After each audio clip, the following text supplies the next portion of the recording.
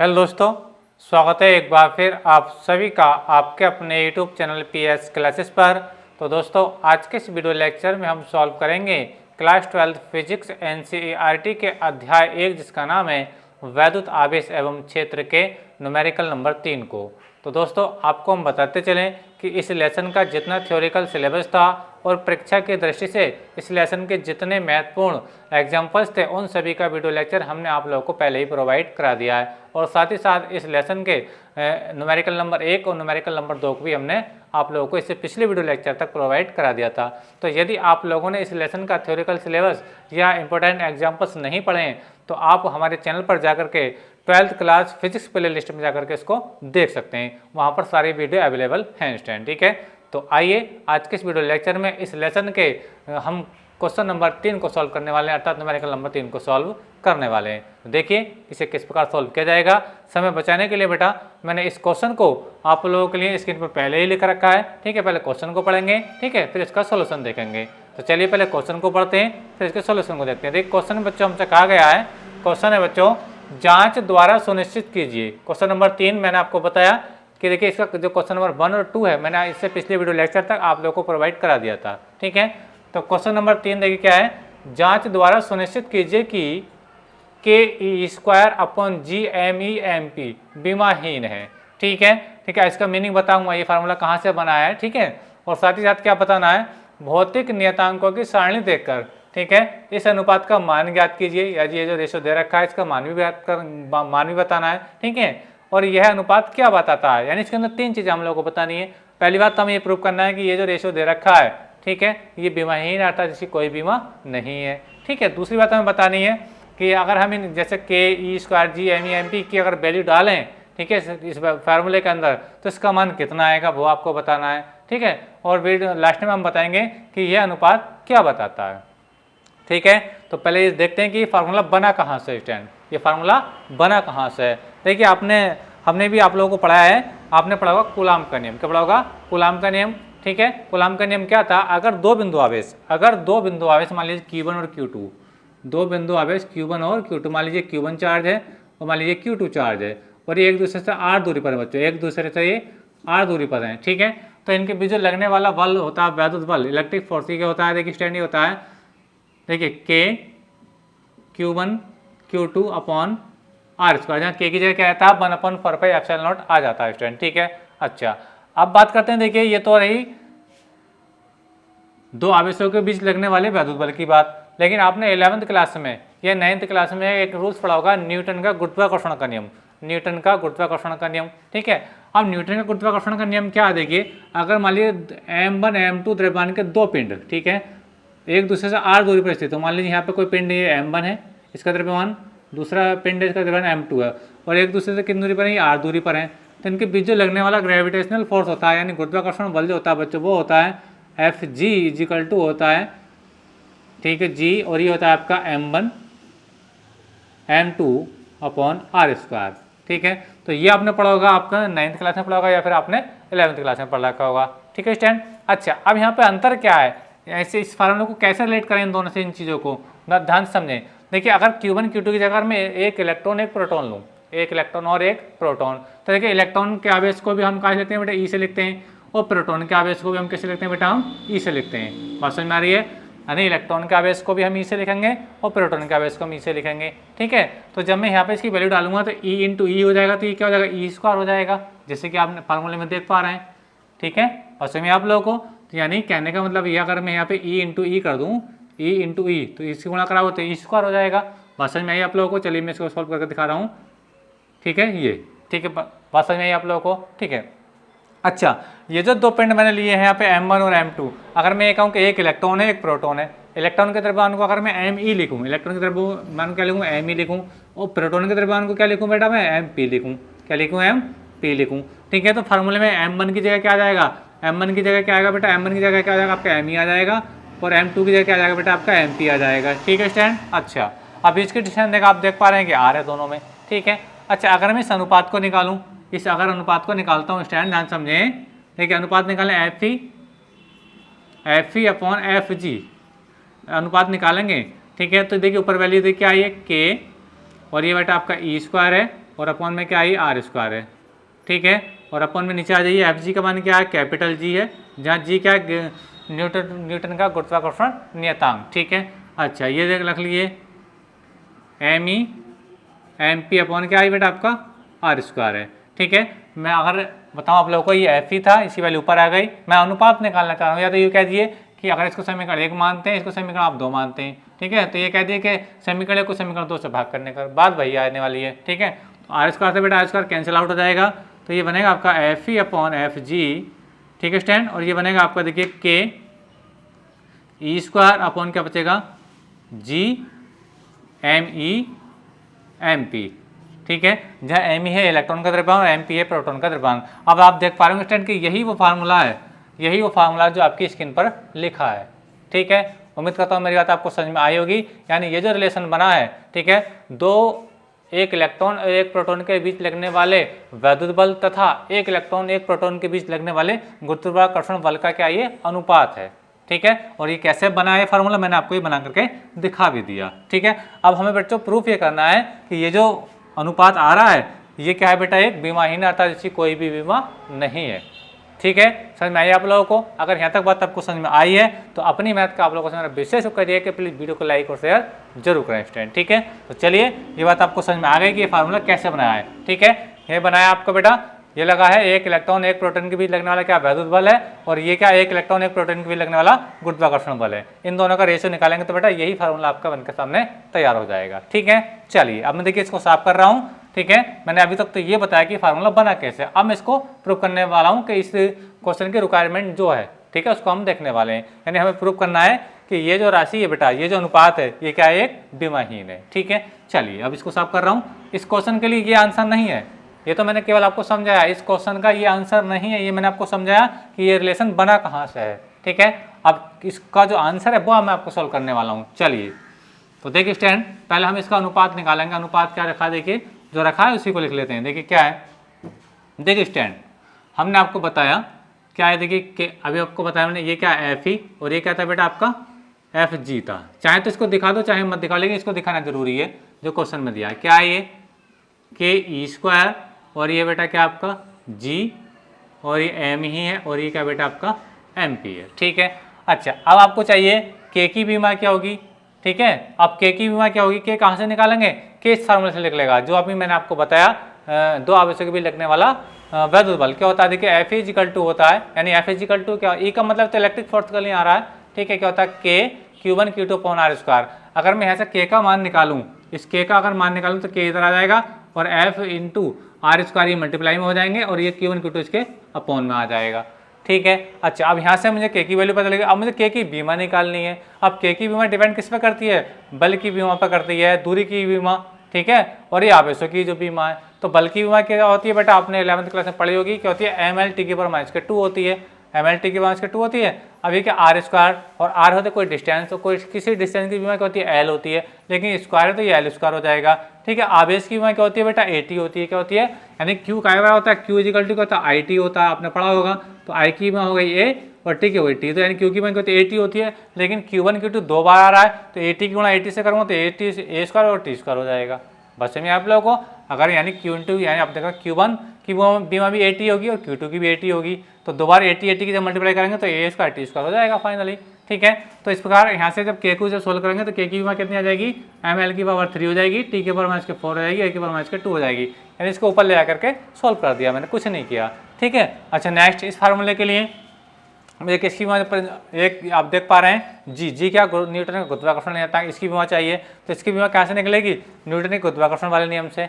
बस में यही तो फार्मूला होता है वो, ठीक है। अगर यहाँ से मैं जी का मान निकालूंगा तो F G into R square multiply में हो जाएंगे और M1 M2 इसके अपॉन में आ जाएंगे, ठीक है।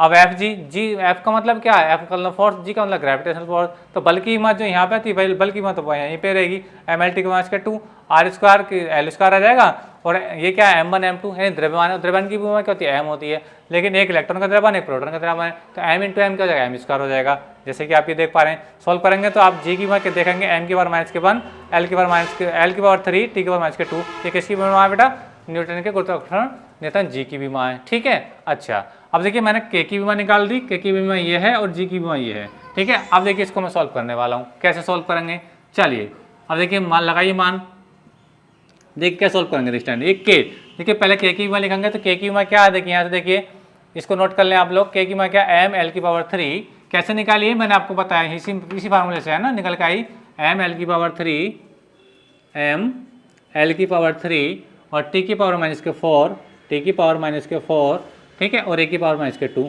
ए की पावर माइनस के 2, ठीक है स्टैंड। ये आपको समझ में आया होगा, टी की पावर कितनी, माइनस के 4। ये किसकी विमा आ गई बेटा, ये आ गई आपकी के की विमा। किसकी आ गई बेटा, ये के की विमा, ये केवल और केवल के की विमा आई है, ठीक है। अब ये क्या, ई स्क्वायर, क्या बेटा ई स्क्वायर, ठीक है। अब ई क्या है बेटा, आवेश है, बात समझ आ रही। मैंने अभी ये तो बताया कि क्यू की जगह मैंने क्या लिखा, ई, और क्यों होता है आई टी होता है। आई टी का मतलब क्या होता है, इसकी विमा आई की होती है, ए और टी की होती है, टी तो ए टी, अगर ये ई स्क्वायर है तो ये जगह ए स्क्वायर टी स्क्वायर, बात समझ में आ रही है। यानी ई स्क्वायर की जो विमा हो जाएगी बच्चों वो आ जाएगी आपकी ए स्क्वायर हो जाएगी और ये टी स्क्वायर हो जाएगी। उम्मीद करता हूँ मेरी बात आपको समझ में आ गई होगी। एक बार फिर समझ लो, क्यू इक्वल टू क्या होता है, क्यू मतलब मैं क्यू के इलेक्ट्रॉन के आवेश को क्यू से लिख रहा हूँ, ठीक है। यानी ई, ये जो आप देख पा रहे होंगे ध्यान समझे, ये क्यू है, ठीक है। अब मैं अगर इलेक्ट्रॉन के प्रोटॉन की बात करता हूँ तो आवेश को क्यू से न लेकर के ई से लिखता हूँ, तो E equal to I T हो जाएगा।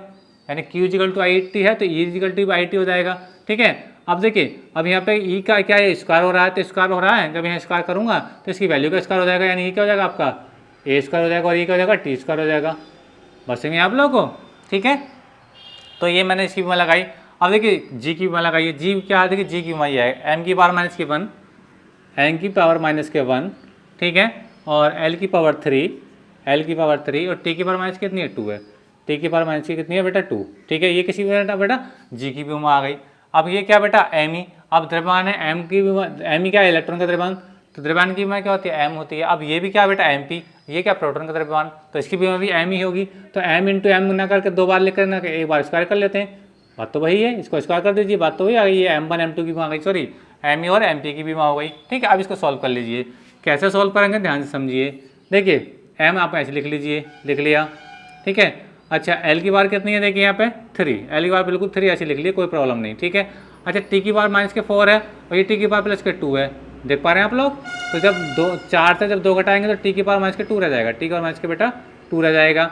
अच्छा देखिए ए की पावर कितनी है, 2 माइनस की, और ए की पावर प्लस के 2 है, तो ये हो जाएगा बेटा ए की पावर माइनस के 2 और ये प्लस के 2, ठीक है। ऊपर वाले का सोल्यूशन तो कुछ इस प्रकार का रहा। नीचे आ जाइए, देखिए एम की पावर कितनी है यहाँ पे, एम की पावर बच्चों क्या है, माइनस के 1 है, ठीक है, और ये कितनी है, प्लस के 2 है, तो ये आपकी बेटा प्लस के 2 हो गई, ठीक है।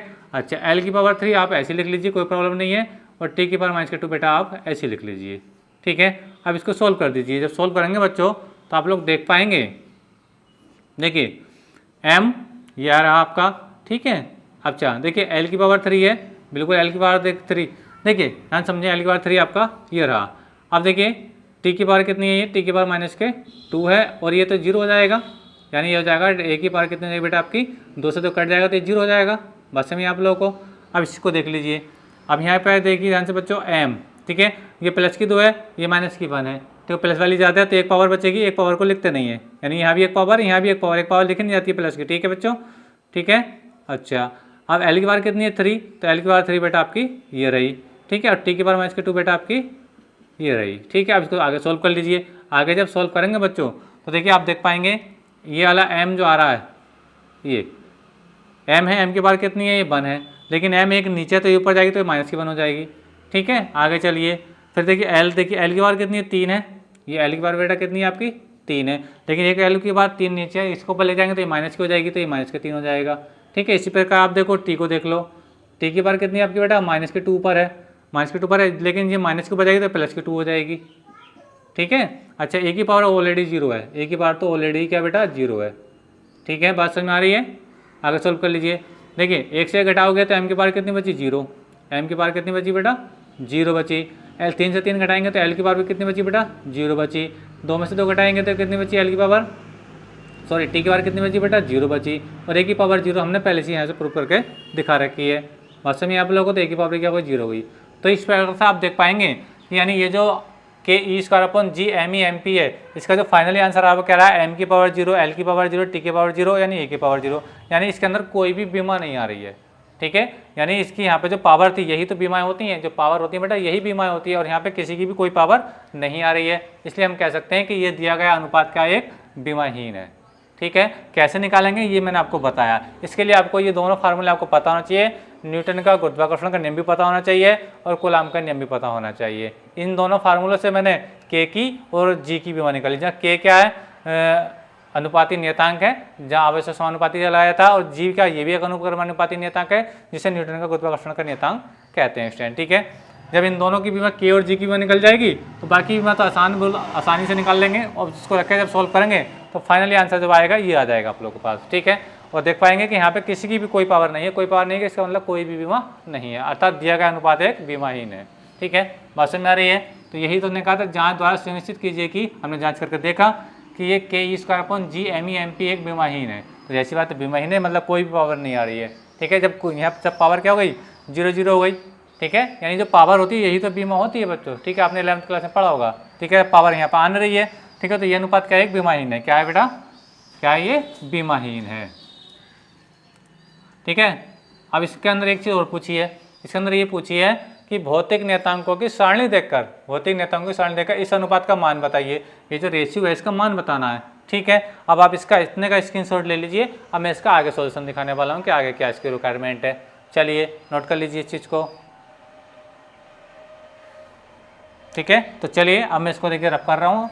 अब इस चाहें तो इसका स्क्रीनशॉट ले लीजिए, वीडियो पॉज करके इसको नोट कर लीजिए। ठीक है, आगे सॉल्व करेंगे देखिए इसके अगली बात को। चलिए, तो हमने एक बात तो देख ला, देखिए कि ये जो नेता अनुपात है क्या ये एक बीमाहीन है। ठीक है, अच्छा अब देखिए इस अनुपात का मुझे मान निकालना है। क्या निकालना है, इस अनुपात का मान निकालना है।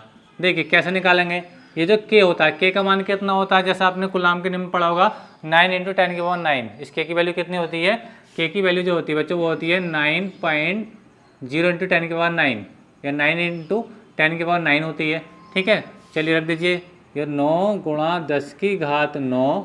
ठीक है, अब ई स्क्वायर है, ई का मान कितना बेटा, ई का मान है 1.6 × 10⁻⁻19 कूलाम।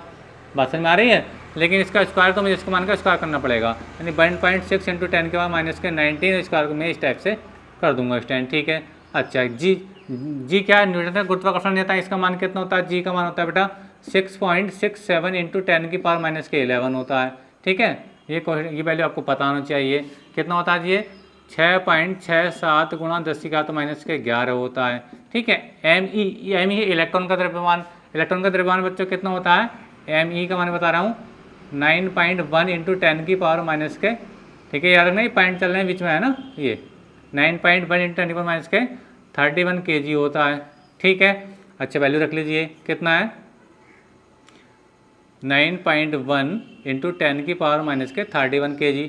ठीक है, अच्छा फिर क्या बेटा एम पी का मतलब मान क्या, पी फॉर प्रोटॉन, यानी एम पी का मान क्या हो जाएगा, देखो प्रोटॉन का द्रव्यमान होता है 1.66 × 10⁻27 kg होता है। ठीक है, बात समझ में आ रही है आप लोगों को, तो इस वैल्यू को यहाँ पे लगा दीजिए थोड़ा सा। ठीक है, क्या है देखिए 1.66 × 10⁻27। ठीक है, और ये सवाल इतना है, बात समझ में आप लोगों को। ठीक है, अब देखिए इस टाइम जब इसको सॉल्व करेंगे तो ये जो रेशियो आएगा एफ ई अपॉन एफ जी का। ठीक है, तो जब इसको सॉल्व करेंगे एफ ई अपॉन एफ जी का जो वैल्यू आएगा बच्चों वो आता है आपका फाइनली, ये आएगा आपका 2.29 × 10⁻39 इतने के आसपास आता है। ठीक है, अब 2.29 को आप 2.3 के आसपास भी लिख सकते हैं स्टूडेंट। ठीक है, अच्छा यानी इसको मैं या तो यह कर दूँ, ये देखिए इस टाइप से बता रहा हूँ आप लोगों को, F E upon F G equal to 2.3। ठीक है, इंटू 10 की पावर कितना है 39। अगर मैं केवल एफ ई का मान निकालूं तो एफ ई का जो वैल्यू आएगी बच्चों वो आएगी स्टैंड आपके पास 2.3 × 10 की पावर 39। ठीक है, और पहली बात तो इसने इसका मान पूछा है, इस अनुपात का मान पूछा है ना, तो अनुपात ने कहा ना भौतिक नियतांकों की सारणी देखकर इस अनुपात का मान ज्ञात कीजिए। तो अनुपात का मान तो फाइनली ये आ गया, एफ ई अपॉन एफ जी का अनुपात कितना आ गया बेटा, मैंने आपको बताया 2.3 10 की पावर 39, यानी ये इसका दूसरा आंसर आ गया। ठीक है, बात समझ में आई आप लोगों को। अच्छा अब इसने सेकंड क्या पूछा है, लास्ट में ये पूछा है कि यह अनुपात क्या बताता है, यह अनुपात क्या बताता है, इसको कैसे बताएंगे। ठीक है, इसको समझ लीजिए। देखिए यह अनुपात एक इलेक्ट्रॉन एक प्रोटॉन के भी लगने वाले, चलिए मैं इसको थोड़ा सॉल्व कर देता हूँ तो और आपको अच्छा समझ में आएगा। ठीक है, मैं यहाँ पे बताता हूँ, देखिए यहाँ से एफ ई अपॉन, देखिए एफ ई का अगर मैं यहाँ से मान निकालूँ एफ ई का, ठीक है एफ ई का जब मान निकालूंगा तो 3 इंटू 10 की पावर 39 और ये आपको उसके अपॉन में मल्टीप्लाई में पहुंच जाएगा। क्या पहुंच जाएगा ये आपका एफ जी का जाएगा आपका मल्टीप्लाई में आ जाएगा।